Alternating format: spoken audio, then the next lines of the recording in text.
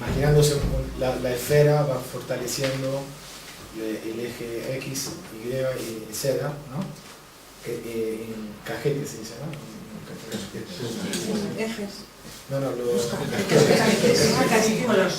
bueno, los polos. Bueno, uno va fortaleciendo estos polos, y en realidad lo que pasa es que poniendo atención en eso, lo que se fortalece es la copresencia de lo que uno no tiene que pensar. Entonces, si no tengo que pensar a lo que queda de la esfera, poniendo atención en eso, la copresencia, o sea, la parte que no imagino, se fortalece.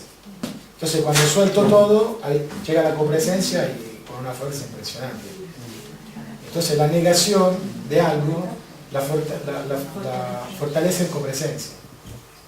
La búsqueda del centro es como no negar la existencia de otra parte, y desde el centro ni siquiera se puede considerar como opuesta, porque se complementan en el centro. Como opuesta, digamos, como un bando. Desde el centro, opuesta. Desde el centro el bando pierde carga y no digo se neutraliza, se complementa. Que es otra cosa, digamos, no hay que negar la existencia de lo que uno experimenta, sino experimentarlo de otra forma, o adentro de otra forma. En el capítulo donde se trata el tema del encuadre, es decir que la forma dentro mental en la cual me coloco puede tener puntos de tensiones o no. Los puntos de tensiones atraen la energía. Entonces, como por ejemplo muchas veces hemos visto la imagen de la mandorla para describir la fuerza opuesta adentro de la cual se mueve la energía, digamos. Me atrae una, me atrae la otra, y uno está dentro de ese movimiento de fuerza. La mandorla es una representación simbólica de algo complejo, pero la forma es un apoyo increíble para sintetizar una experiencia. Bueno, la forma geométrica pura, aunque son hermosísimas, tiene puntos de tensiones. Uno puede reconocer que el triángulo no es lo mismo que un cuadrado, o una forma casual, o un círculo. La centralidad en cada forma te genera registros distintos. ¿Y eso por qué? Porque nosotros lo que hacemos es, representando, generamos una traducción, y esa traducción en la forma es más evidente. Por ejemplo, cuando utilizamos la forma geométrica para describir situaciones o personas, cuando decir una persona cuadrada, o el punto de clasificación, cabeza cuadrada. ¿Por qué? Porque la forma es la forma más pura y más ayuda a conectar con el registro. Y entonces, si una forma puede producir un registro, como la veo y me pasa algo, ¿por qué no aprovechar de esa forma para evocar lo que yo quiero? Y entonces me pongo en una mandorla, imagino un círculo, ¿entendés? Y así uno se va poniendo dentro de un campo de tensión distinto. O sea, no quiero como perder, o que mi energía queda atrapada dentro de estos ángulos, de estas tensiones, sino como que acepto la diversidad, y en esa diversidad como pierdo, digamos, el beneficio de los ángulos, pero disfruto del círculo, la equidistancia, el equilibrio.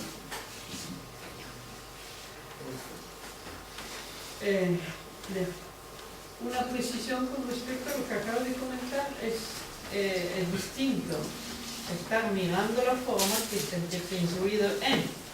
O sea, quiero decir que a la hora del sistema de registro, o sea, que es importante precisar, ¿no?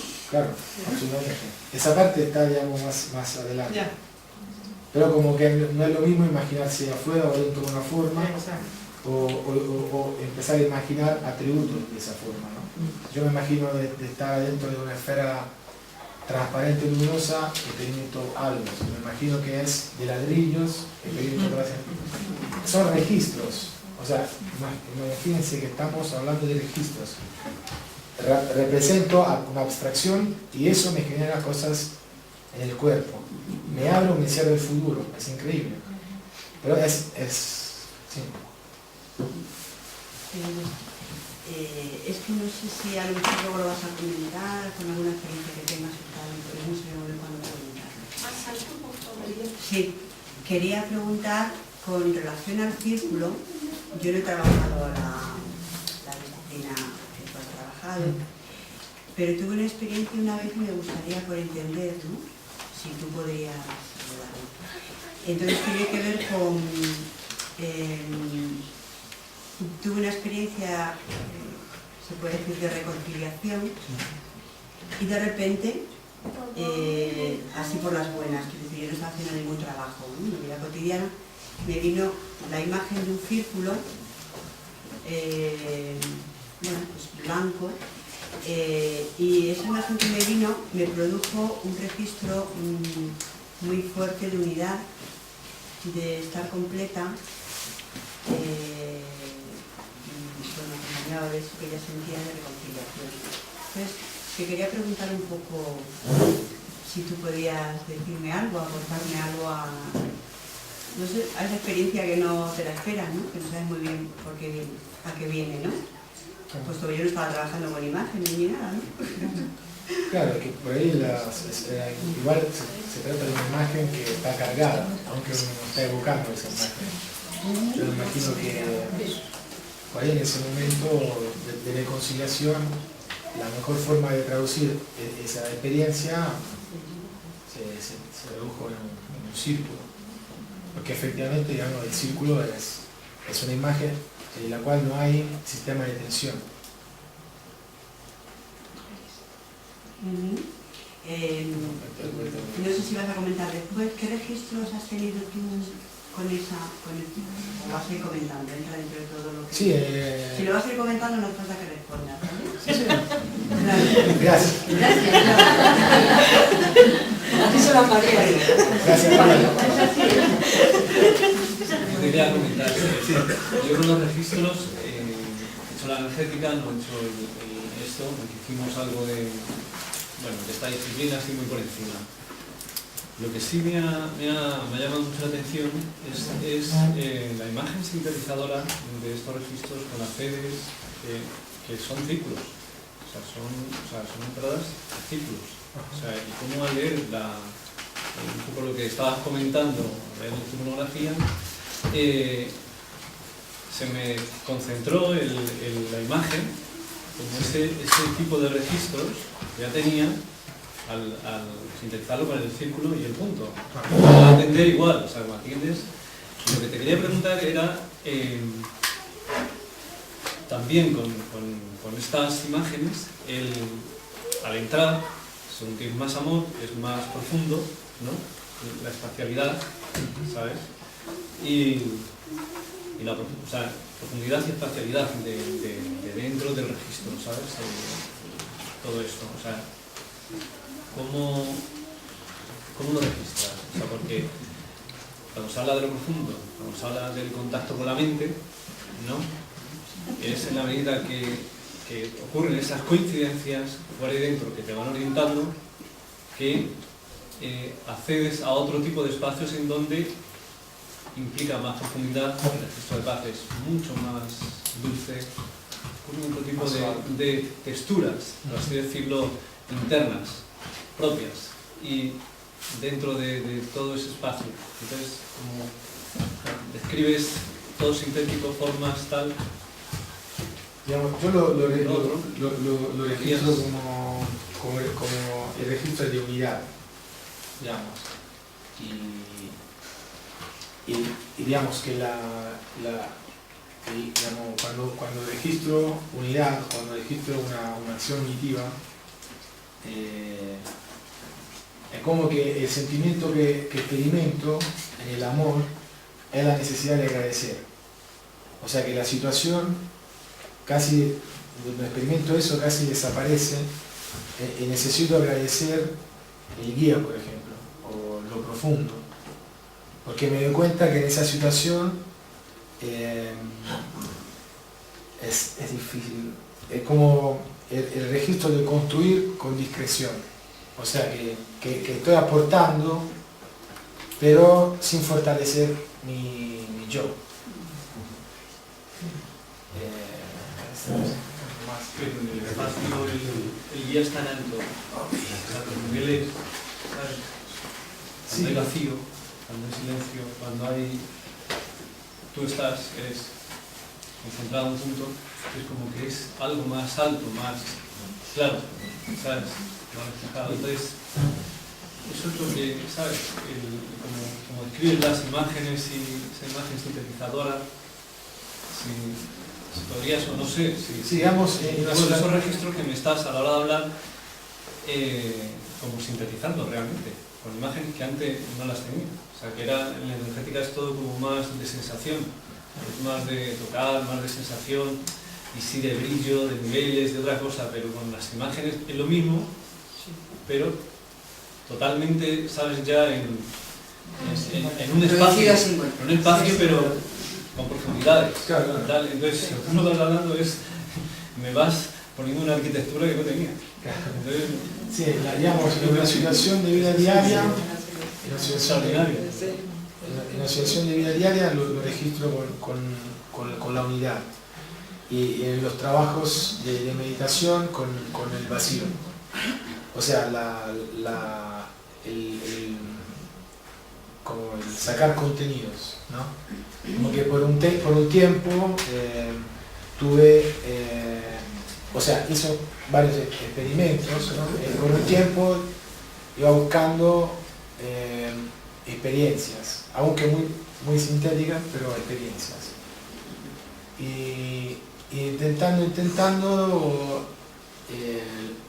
digamos, el propósito que tenía para buscar ese lugar es lo de llegar al vacío. Digamos, no quiero ninguna experiencia, yo no quiero experiencia, yo quiero llegar en ese lugar y desaparecer, no quiero nada. Digamos, en la práctica, en la vida cotidiana, con los estímulos, entonces donde la representación en plena actividad, yo lo identifico en el registro de unidad y como de alejamiento de la situación, como alejarse sin malinconía, no sé cómo se llama, melancolía, alejarme sin nostalgia, como que pude dar lo mejor y quedarme con eso.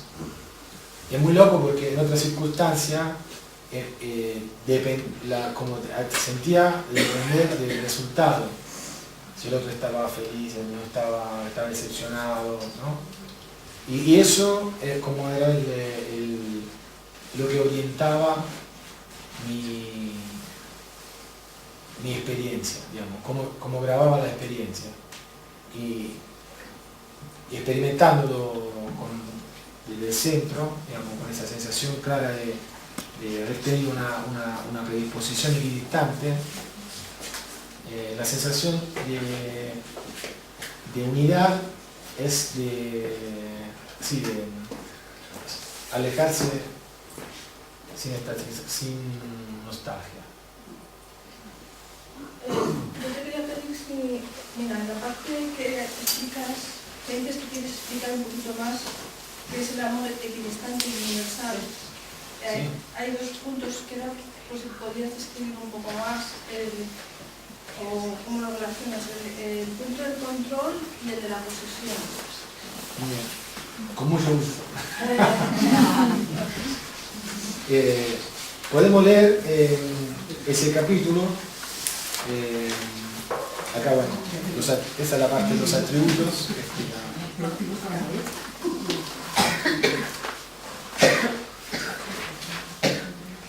Esta es la posición simbólica.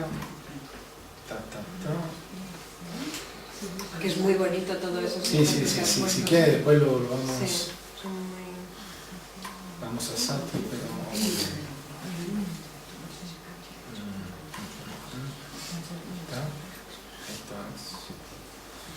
Bueno, por ejemplo, en esto, lo sí, para echarle una mirada. Acá es un intento, es un experimento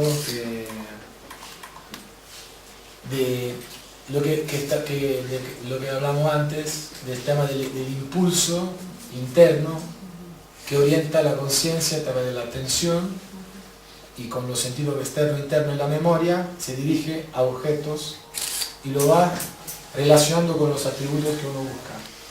Y la retoma de esta experiencia es lo que uno experimenta como realidad, que no es el objeto que uno encuentra, sino la unión del acto y el objeto. O sea, la búsqueda y los atributos. El objeto se complementa con los atributos lanzados en la fase de interpretación. Y esto es el esquema de los psiquismos, donde simplemente agregué el tema del impulso de lo profundo, porque aquí vemos como todo el mecanismo del funcionamiento de la conciencia con los sentidos internos y externos, la memoria, la respuesta, la retoma de la respuesta, etc. Y de los niveles de conciencia. Y en todo esto le puse el impulso que el esquema de arriba, el primero. Porque si no parece algo cerrado que vive por su cuenta, digamos, como si fuera alguien que te está ocupando la cabeza. Y no, esto está trabajando y tiene una dirección y tiene una orientación. El esquema se hizo en un círculo, también tiene su base. Claro. El amor equidistante y universal. Hasta ahora hemos visto cómo algunas formas con características particulares pueden evocar el sentimiento del amor y a través de este acceder a estados inspirados y a un espacio interno y sagrado. En este punto me gustaría profundizar más lo que entiendo por amor equidistante y universal. El sentimiento del amor, como toda experiencia y toda percepción, tiene muchos matices y niveles de profundidad. Lo experimentado mediante el trabajo disciplinario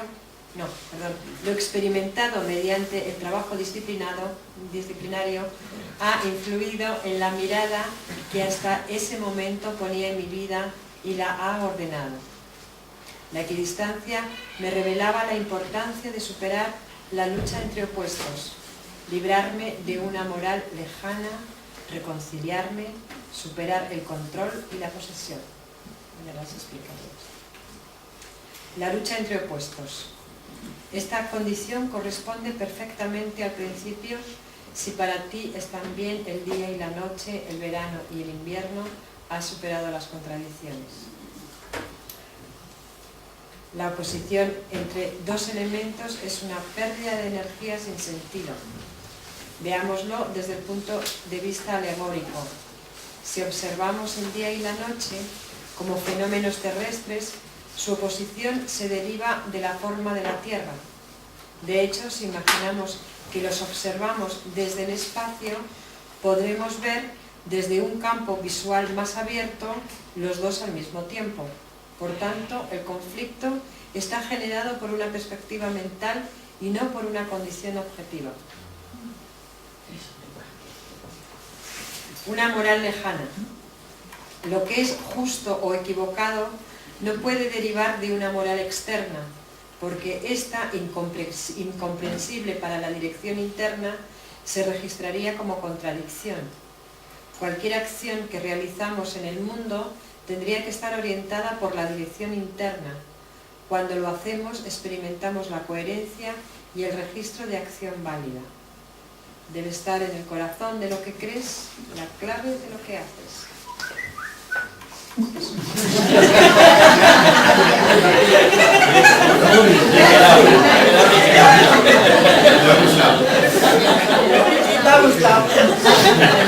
Pero vino el momento bien sintetizado. Una señal. ¿Qué equipo? ¿Qué Una equipo? señal.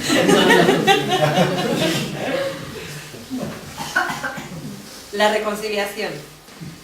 Esta operación de alquimia psicológica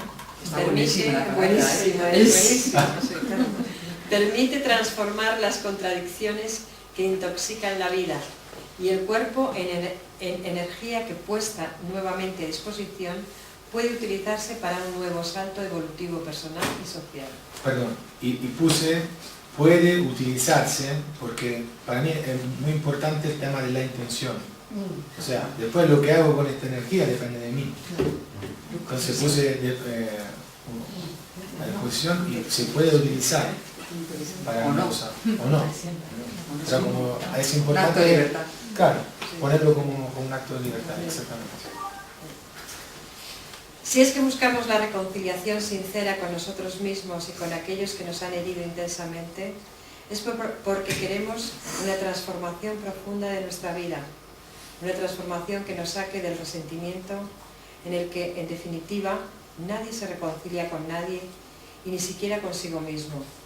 Cuando llegamos a comprender que en nuestro interior no habita un enemigo, sino un ser lleno de esperanzas y fracasos, un ser en el que vemos en corta sucesión de imágenes momentos hermosos de plenitud y momentos de frustración y resentimiento, cuando llegamos a comprender que nuestro enemigo es un ser que también vivió con esperanzas y fracasos, un ser en el que hubo hermosos momentos de plenitud y momentos de frustración y resentimiento, estaremos poniendo una mirada humanizadora sobre la piel de la monstruosidad. Y eso tiene que ver con el tema de la reconciliación que hablábamos.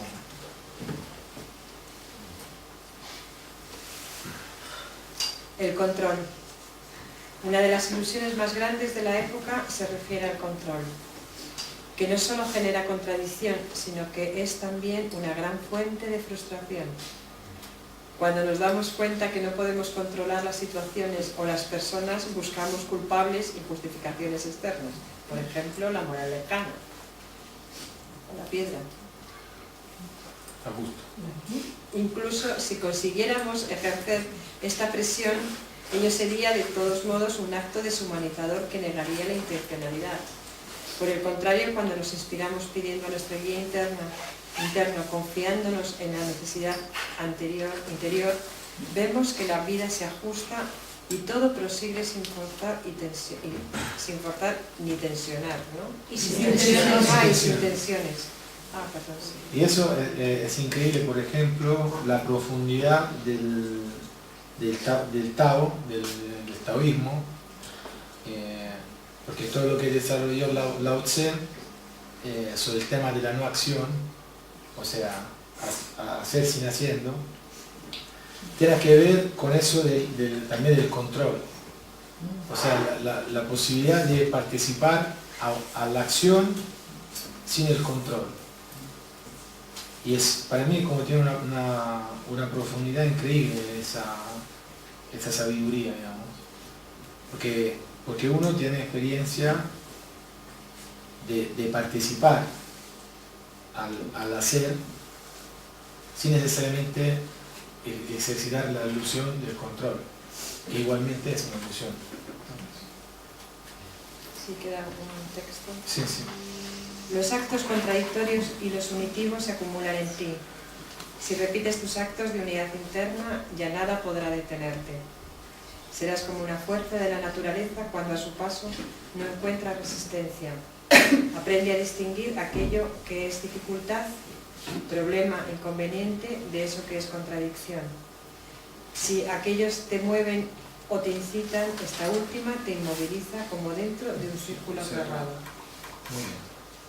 Sobre eso en algún momento hablas de, creo recordar, ¿no? Porque Sí. eso a mí me resuena también como experiencia de un ámbito mayor, ¿no? Tener en cuenta que efectivamente uno no puede controlar todo, ¿no? Sino que No, uno no controla nada. Eso. hay que, si uno arranca así, Es una ilusión. O sea, perdón, yo digo así porque lo experimento. Así, por ahí estoy totalmente equivocado. Pero imaginámonos, por ejemplo, todas las veces que, o sea, cuando nos pasa algo y creemos que lo que nos está pasando es por lo que nosotros hemos hecho. Esto se acercó porque yo lo miré así, o se fue o me dejó porque yo hice otra cosa. Esto es como no considerar la cantidad de variables que hay, no solo en los ámbitos, en el universo. Si uno cambia, si cambia el otro, cambia el mundo, cambia el contexto social, cambia el planeta, eso es incontrolable. Y uno ¿qué hace? Se queda con la fotografía querida de una película que dura miles y miles de años. ¿Entendés? Y que sigue nosotros. Entonces es mucho más interesante, aunque sea un esfuerzo, pero que vale la pena hacer ese esfuerzo, reconocer que lo que se comparte es en una como armonización de intenciones. Gracias. No, pero es una coincidencia. He dicho. Es una armonización de intención. Y cuando uno no se pone con esa actitud que invierte la dirección de la vida y acompaña la dirección de la vida, todo va bien, digamos. Y lo que uno quiere desarrollar de su vida, lo más importante, sigue y mejora realmente. Eso. Entonces, bueno, para él esa es mi experiencia también, es que creo que en algún lugar lo pones, ¿no? Como tener en cuenta el ámbito mayor, creo recordarlo. Claro, hay una... Sí, porque hay una cantidad de conexiones que uno no considera. Entonces uno se imagina que por el hecho que está cerrado en su casa, tiene control con sus hermanos, o sus hijos, o en el trabajo, porque es un lugar cerrado, entonces uno no ve a nadie y dice, entonces no hay nadie, no. Porque uno viene de un momento, antes de entrar en casa, donde por ahí se puteó con alguien, y después entra en casa y se pelea con un amigo, con el hermano, y dice, no, ¿por qué esa virome estaba aquí, era mi virome, mi preferida? Y uno va confundiendo lo que le pasa con algo que tiene que ver directamente con la situación, o con el otro, o con lo que uno está haciendo. Esto realmente uno interactúa, pero interactúa con un montón de cosas. Si uno se va cerrando en un particular, se pierde los ámbitos, bueno, sí, o menores, depende de la mirada, ¿no? Y entonces eso es, como se puede realmente experimentar como una gran ilusión el control. Y el fracaso, venido a ser el fracaso, es como la experiencia más clara que uno se va como sintonizando de nuevo al mundo. Dice, ¿qué pasó? No, uno ahí empieza a ordenar, a hacer como una revisión, pasó eso, mira, no me di cuenta, ¿cómo fue que pasó? Y pasó. Tampoco hay culpa en eso, pasó. O sea, no hay que ponerse a hacer una especulación de responsabilidad. No. Ahí también uno pierde mucha energía, hasta que uno dice, bueno, ya está, no le pongo más, porque uno, por agotamiento, digamos, sería bueno poder ahorrar toda esta energía formalizando un emplazamiento interno distinto. Y esto, por ejemplo, en ámbitos donde se trabaja mucho con la diversidad, ¿no? Ámbitos humanos, por ejemplo, como los parques, donde hay mucha diversidad. Esa diversidad en complementación es un tesoro. Pero si uno pone movimiento de fuerza adentro de esa convergencia, genera distorsión y tensiones, e igual la imagen que uno está empujando en lo que le gusta es también una ilusión. Porque como la sintonización, la convergencia, es algo que se da por soltura y no por control. Y uno realmente tenemos experiencia de momentos donde uno, puede conectar con el gusto de hacer algo, sin cálculo, sin proyección de expectativas o por el estilo, y todo va perfecto. Ya la pasé genial.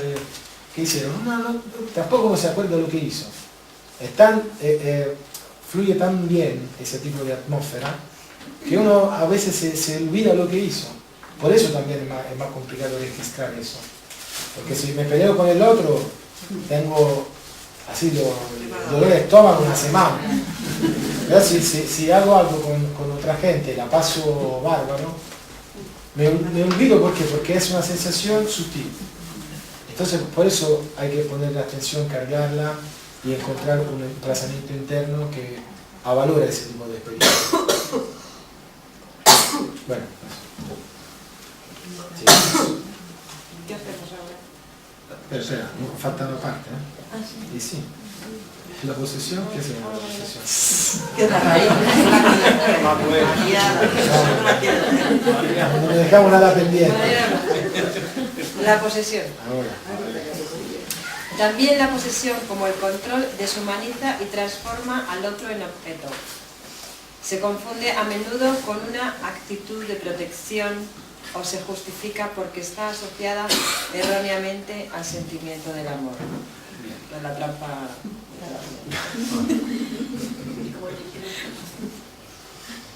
Obviamente hay que tener en cuenta que la posesión está unida al temor. Y dice aquí una frase: también sufrimos por temor a no lograr lo que deseamos a futuro o por temor a perder lo que tenemos. Bueno. Entonces, repito, leo otra vez. Obviamente hay que tener en cuenta que la posesión está unida al temor de perder.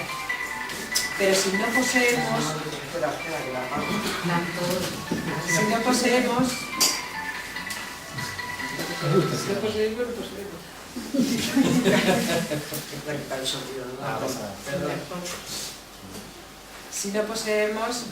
no podemos tampoco perder. Todo lo que forma parte de nuestra vida no nos pertenece, sino que interactúa con nosotros. Esto vale para los objetos y para los sentimientos, y en último término también para nuestro cuerpo. Cuando se comprende verdaderamente que no poseemos nada, se experimenta la liberación más grande. Quien nada posee, lo tiene todo en sus manos vacías.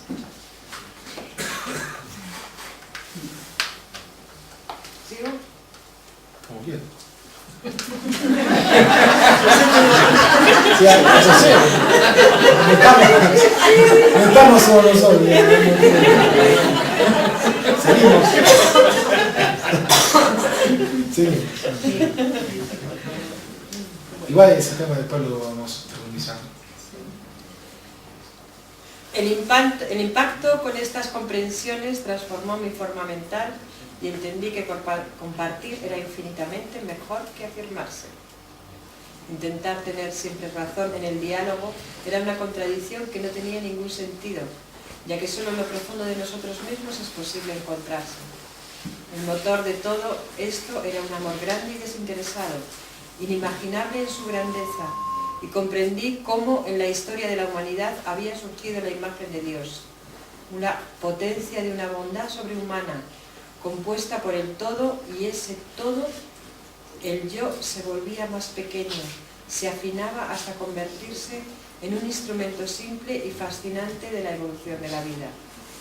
Así se derrumbaron todos mis prejuicios hacia las religiones y vi una gran belleza que antes ignoraba, un hilo que unía la búsqueda sin tiempo. Y como un vídeo de un vidrio roto, reproducido al revés, vi las palabras de siglos recomponerse en un rompecabezas que siempre había vivido en fragmentos. Ama la realidad que construyes y ni a una muerte detendrá tu vuelo. Eleva el deseo, supera el deseo, purifica el deseo. Aquí hay alegría, amor al cuerpo, a la naturaleza, a la humanidad y al espíritu. yo que doy de mis manos lo que puedo, que recibo la ofensa y el saludo fraterno, canto al corazón en el abismo oscuro, renace la luz del ansiado sentido. Pido al guía que haga renacer en mí un amor profundo por todo lo existente. Si tú profundizas en ti y yo profundizo en mí, allí nos encontraremos. Todo esto se materializó gracias a la forma con la que ahora podía evocar el propósito. Es un poeta. Gracias. Y un tema muy importante que estábamos charlando antes en la mesa, eso es, por ejemplo, que cuando hay ese tema de de reconocer la diversidad, es porque eso genera también una complementación con los aportes, digamos, ¿no? del otro. Y también negar la diversidad es lo opuesto de aprender sin límites, porque cuando uno nega lo nuevo o algo distinto, no puede aprender más, porque se cierra en lo que ya conoce. Y también estamos hablando de eso de, por ejemplo, que uno puede hasta negar partes o hasta un centro de su cuerpo, porque en un momento determinado lo asoció una experiencia o a la experiencia de por ejemplo, de las emociones, algo negativo. Y entonces ahí se genera una negación de las emociones. O por ejemplo, me imagino que la racionalidad no está buena y entonces todo lo que es intelectual está mal. Como eso limita la oportunidad de crecimiento interno de una persona. Y también tiene que ver con los temas que estaba tratando en esa parte del yo. O sea, el yo no es un enemigo. O sea, uno no se puede imaginar el yo como alguien que se levanta 5 minutos antes y te echa la pelota, ¿no? Que tú organizando la vida y cuando uno se despierta ya está todo armado, ¿no? No es un enemigo. El yo es una configuración, es una forma como es el emplazamiento, digamos, es la configuración con la cual uno interactúa con el mundo interno y externo. Pero ese armado nosotros lo vamos configurando y tenemos experiencia experimentamos que ese yo se armó adentro de un contexto de mecanicidad, simplemente. Tenemos que hacer el esfuerzo de convertir la mecanicidad en intencionalidad. Pero esto significa que el yo es un instrumento muy importante, porque es la configuración con la cual tomamos contacto con los demás y con nosotros mismos. Entonces, eso de la negación o el rechazo o la degradación de algo es un juego peligroso porque uno puede ocultar cosas muy importantes. Y lo que uno oculta es también algo que puede devolvernos la energía que muchas veces nos falta en lo que hacemos, en nuestro trabajo interno, en la meditación, en las relaciones humanas, porque uno experimenta el agotamiento, dice, esa energía donde no se fue. No es que desapareció, está aplicada en algo. Está aplicada en algo. Entonces, es importante, como dice un material en el libro dice, de tratarse como un amigo muy querido que uno se alejó por ignorancia, por lo, no me acuerdo bien cómo dice, ¿no? Pero como algo así, con afecto, y bueno, querido yo, hablamos, sentámonos y ¿qué está pasando? Aflojar, ¿no? En serio, yo lo experimento así, estamos en un club más como de trabajo en equipo. Me cuesta estudiar, me cuesta desarrollar una monografía porque el intelectual no es lo mío. Bueno, ¿cuándo, en qué momento de mi vida creí eso? que el intelectual no es para mí, porque no me gusta leer. ¿Por qué no me gusta leer? Es liberar todas estas posibilidades bloqueadas, que son para uno y para los demás. En ese ámbito podemos compartir mucho. Encima digo que nosotros necesitamos eso, porque si yo digo, eso no es para mí, María sabe hacer esta cosa, yo no me meto en eso. Estoy diciendo que cuando digo ningún ser humano por encima de otro, no corresponde a eso, porque la estoy poniendo encima. Digo que su experiencia, su forma es más importante o más útil de lo que me pasa a mí. Pero nosotros hemos experimentado ese ámbito como un ámbito horizontal. Y eso es un gran regalo, tener esa base para desarrollar el mundo interno de uno. Entonces tenemos que cuidar, querer ese ámbito y tratarnos así como compartimos. Me pasa eso, sin censura. Toda esa experiencia, la estoy estudiando, encontré ese libro. Porque de última uno va enriqueciendo su experiencia. Pero a través de la negación uno pierde cosas importantes de uno y del ámbito donde está viviendo esas experiencias.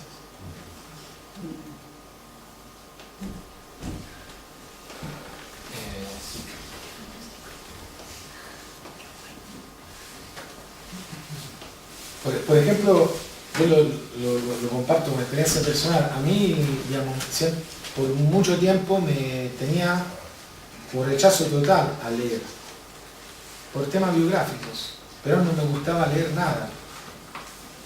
Cuando empecé a encontrar libros que hablaban de cosas que me gustaban, que me inspiraban, no podía, porque leía una página y me dormía. O no podía seguir con la atención, leía y me olvidaba, seguía leyendo y la parte antes la había olvidado. Y entonces, ahí fue como, ¿qué hago? ¿Renuncio con la certeza que acá hay algo que me puede ser útil, me puede ayudar a crecer? ¿O como me reconcilio con eso e intento recuperar esa posibilidad? Y entonces, y no me da vergüenza, empecé a leer libros de cuentos para niños. Muchas imágenes, un poco de texto, y después pasé al libro más complejo y después pude volver a leer un libro. Pero no es que no tengo la posibilidad de hacerlo, es que uno lo graba mal en un momento. Entonces no es para mí.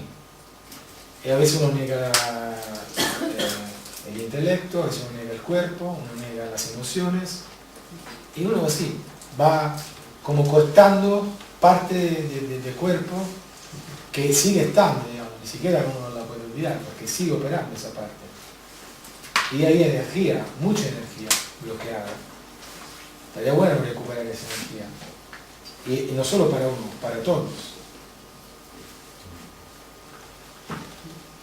Quería compartir contigo, haciéndote caso en la autocensura, quitando la tal, una experiencia que me pasó justo leyendo la monografía. No me preguntes en qué momento porque no me acuerdo, ¿vale? Fue un descansito que hice y venía yo varios días acordándome de una experiencia que la dejé ahí a un lado porque no supe cómo interpretarla o cómo entenderla. Y esta experiencia que me pasó fue, yo estaba de retiro y bueno, resulta que algo me pasó a la hora de mirar las cosas. O sea, de hecho nunca me había pasado y nunca me volvió a pasar, salvo hoy. Entonces era como que miraba las mesas, miraba las sillas, estaba en el centro de trabajo de Alquería. Y miraba y de pronto era como que eso era una ilusión.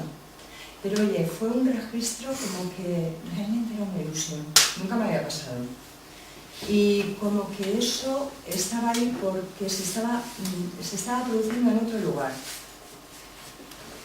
Y si en ese otro lugar donde se producía, eso no existía realmente. Bueno, entonces yo dije, uy, qué cosa tan rara, porque esa, bueno, yo lo dejé ahí y tal.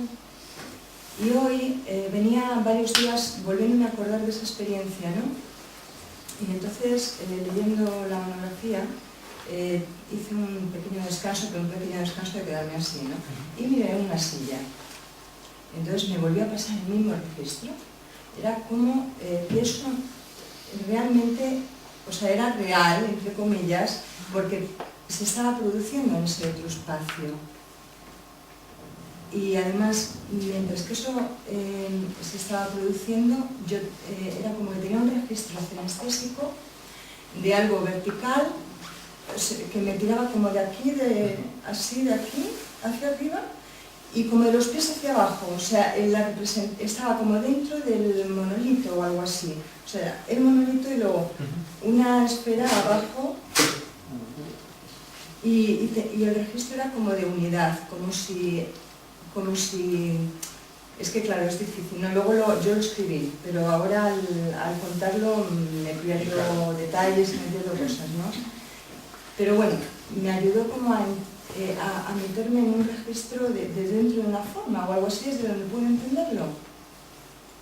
O yo me entiendo a mí misma, da igual, aunque no me entienda. El camino hacia el espíritu sabe que nada que no tenga forma se te puede manifestar. También el espíritu necesita de la forma para serte perceptible.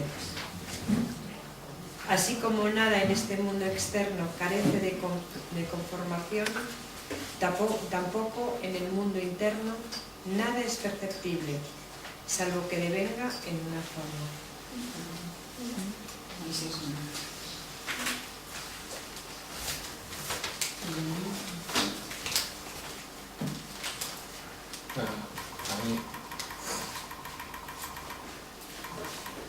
Si con el esmero necesario has logrado que tu hogar sea en todos los aspectos digno de ti, aún los objetos de muy poco valor le hablarán a tu alma, de modo tal que ella pronto va a encontrarse a sí misma, aun cuando se haya extraviado en la gran alteración de la vida cotidiana. Eso es increíble, o sea, para mí me... Pero está diciendo eso, de lo profundo de la mente, o sea, con el nombre que uno da a ese tipo de realidad interna, está hablando de eso, de cómo es lo que estábamos mirando antes de la señal, que a través de los sentidos busca el mundo para reconocer a sí misma a través de los atributos, ¿no? Y acá Boingrat dice lo mismo, con otras palabras, a pesar de, digamos, o con otro tipo de búsqueda de experiencia. Pero sí, uno en estas experiencias uno entra en contacto con algo que uno registra como importante. O sea, no importa la imagen, la forma de representación, el registro que uno tiene, como ves, es una experiencia importante. Entonces está bueno lo de anotar la experiencia y profundizar esta experiencia, porque esto es lo más verdadero, lo más importante de todo. Hay que poner todo la autocensura, la degradación que uno ve abajo de eso, porque esto es lo verdadero, aunque se manifiesta con imágenes que son traducciones, ¿no? Para experimentar el desapego, digamos, ¿no? Para sentirse libre de profundizar, porque si uno se apega a la traducción va reduciendo su sendero, digamos, le va sacando oportunidad. Pero que uno tiene esa experiencia, he tenido esa experiencia, y va profundizando. Y compartir así las experiencias, aporta a todos, porque después uno va conectando, se resuena con el otro, y el mismo principio de los atributos que uno ejercita en la vida diaria. Pero en un ámbito donde ya está trabajando, descartando las cosas más alegóricas, porque ya estamos intercambiando de eso. Tenemos, ya como empezamos desde esa base, como uno se predispone también y va teniendo experiencia más sintética, más pura, más purificada. Digamos, sintetizando lo dicho hasta ahora, lo que hemos visto es cómo la búsqueda de lo sagrado, que lo profundo, la parte más profunda de nosotros, se expresa en el mundo y a través del reconocimiento de atributos externos, uno puede tener la experiencia de registrar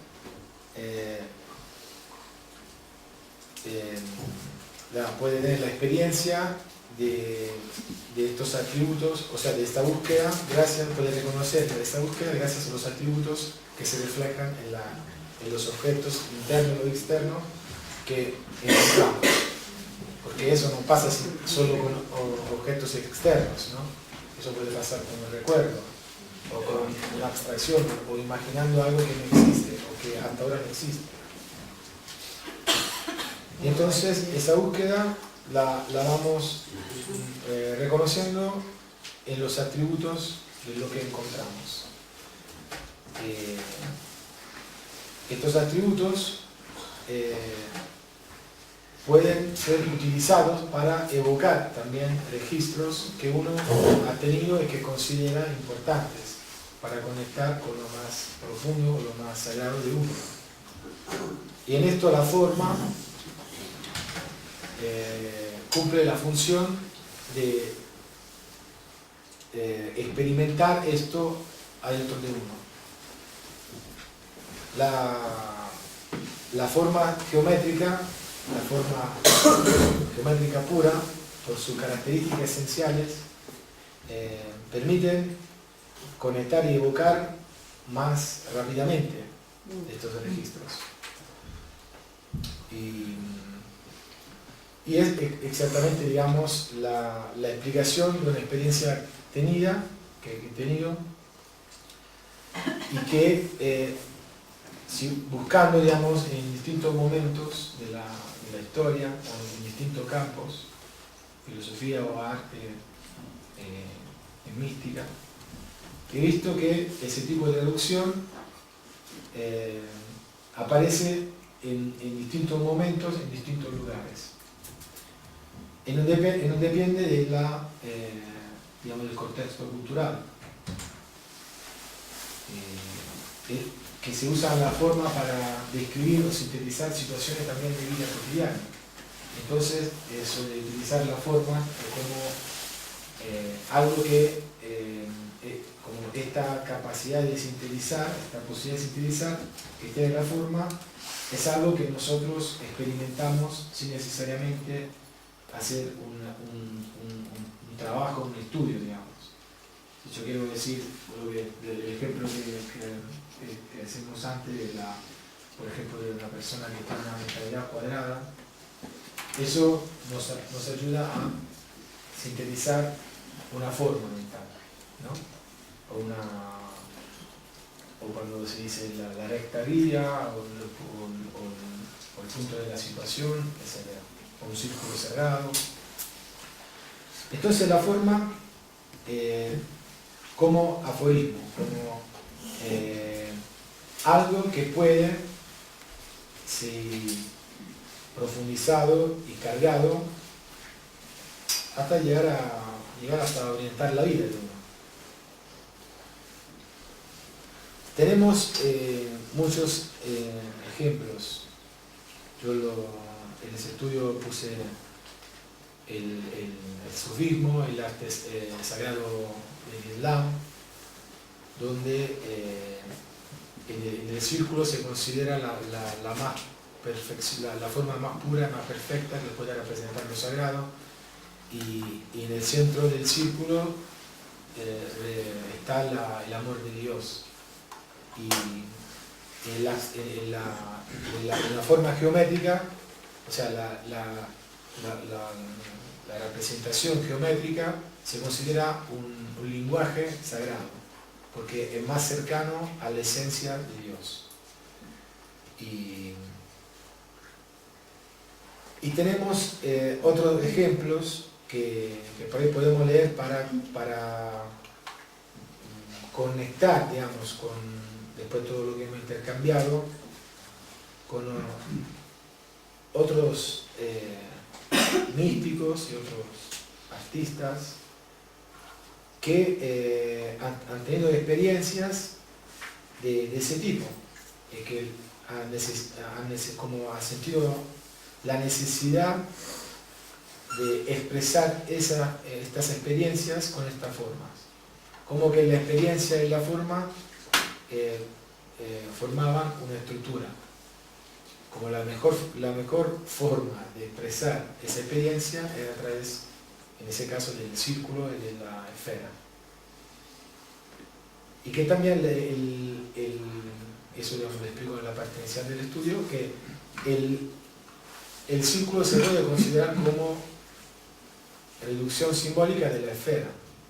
Y muchas veces me he pasado de leer libros donde, aunque se hablaba de la esfera, adentro de ese libro la representación que ponía el libro era de un círculo. Porque, contiene el mismo tipo de sistema, de tensión o de no tensión, y en la esfera lo que pasa es que este sistema se traduce también en la profundidad, que es la tercera dimensión, que obviamente es, desde mi punto de vista, muy interesante, ¿no? El tema de la profundidad. Ahora me gustaría compartir eso que encontré en el Timeo de Platón, donde se habla de la forma como aforismo, de la equidistancia como actitud hacia la vida, y también se trata, toca el tema de la forma como elemento indispensable para tener la experiencia de algo más profundo. Y lo podemos leer y después lo podemos comentar. Esta es la parte.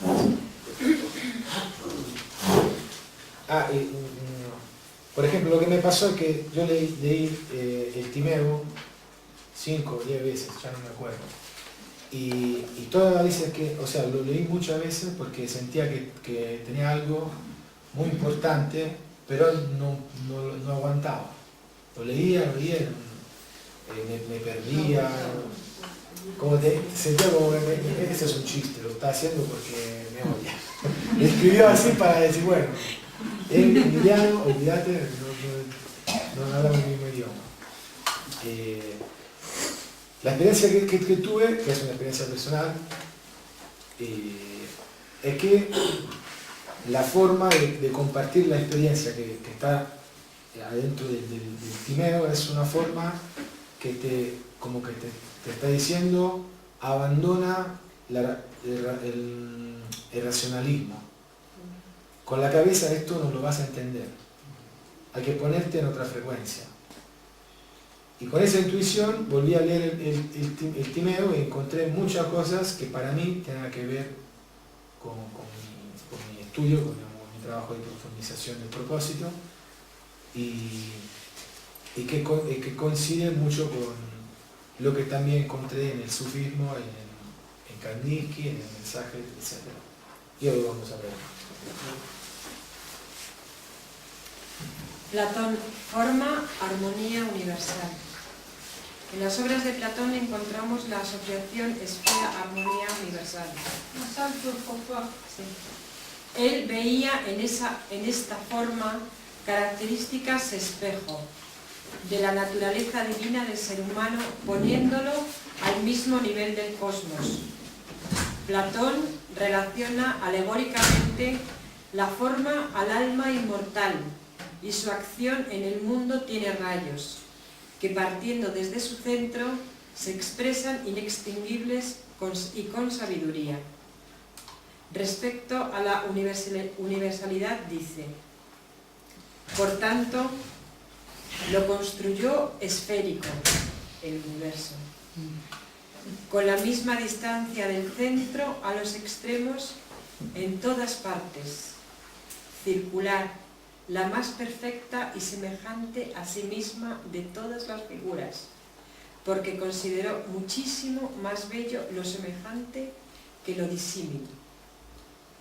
Para Platón, los atributos de la perfección residen en la equidistancia, en la igualdad, una forma igual a sí misma, donde la igualdad es infinitamente más bella que la diferencia, que interpretó con el mismo espíritu, que interpretas tú, con el mismo espíritu que la frase de Aldous Huxley: bien es lo que une, mal lo que separa.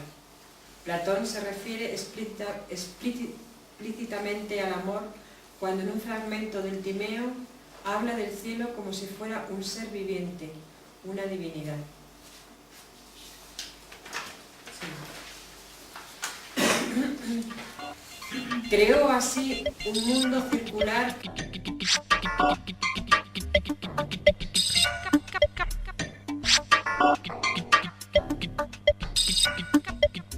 Eco. Reflexiones finales. Este estudio me ha permitido acumular una enorme cantidad de experiencias extraordinarias.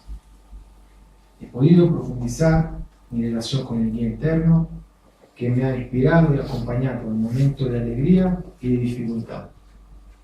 En cada parte del texto puedo revivir los momentos compartidos con personas especiales. Con ellas me he inspirado y junto a ellas he reído y llorado las lágrimas más poéticas de mi vida. Dedicarme a esta investigación ha sido de gran beneficio para mí y un gesto de amor con el cual ahora trato de hacer circular las tantas cosas buenas que recibo. El maestro, el amor y los padres.